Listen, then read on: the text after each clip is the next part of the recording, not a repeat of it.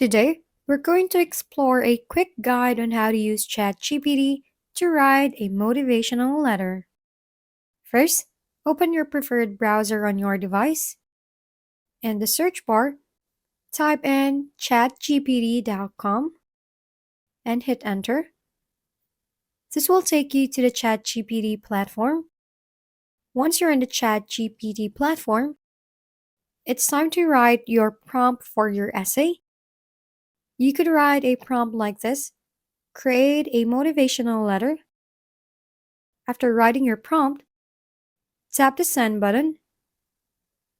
Wait for a few seconds as ChatGPT processes your prompt. Then after a few seconds, ChatGPT generates an answer for you.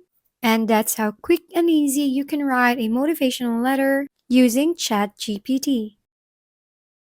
If this video was helpful, please like and subscribe.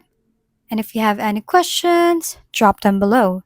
We'll see you on our next video.